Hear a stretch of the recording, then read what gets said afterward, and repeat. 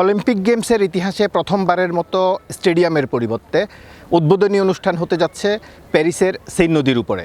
কয়েক লাখ মানুষ উদ্বোধনী অনুষ্ঠানটি সরাসরি উপভোগ করার কথা থাকলেও ফ্রান্সের হাই স্পিড ট্রেন টিজিভি নেটওয়ার্কে নাশকতার কারণে পার্শ্ববর্তী দেশগুলো থেকে লক্ষাধিক যাত্রী আজকের উদ্বোধনী অনুষ্ঠানে যোগ দিতে পারছে না। প্যারিস শহর কর্তৃপক্ষ দর্শকদের জন্য বিভিন্ন স্থানে ২৬টি উৎসব কেন্দ্র বা ফ্যানজোন খুলেছে। প্যারিসে এখন অলিম্পিক গেমস উপলক্ষে দ্বিতীয় বিশ্বযুদ্ধের পর সবচেয়ে বেশি সেনাবাহিনীর টহল রয়েছে। শহরের প্রতিটি গুরুত্বপূর্ণ স্থান এবং শহরের বাইরের অলিম্পিক ভিলেজ, ট্রেন স্টেশন এবং জনসমাগমের স্থানগুলোতে নিরাপত্তা বাহিনী সর্বোচ্চ সতর্কতার সাথে ২৪ ঘন্টা টহল দিচ্ছে। শহরে যারা বসবাস করেন তাদেরকেও বিশেষ পাস দেখিয়ে চলাচল করতে হচ্ছে। ফ্রান্সে বসবাসরত বাংলাদেশিদের অনেকেই অলিম্পিক গেমসে কাজ করার সুযোগ পেয়েছেন।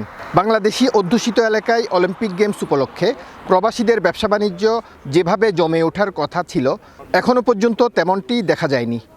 প্যারিসের আজকের আবহাওয়ার পূর্বাভাসে বলেছে অলিম্পিকের উদ্বোধনী অনুষ্ঠানটিতে বৃষ্টির সম্ভাবনা রয়েছে।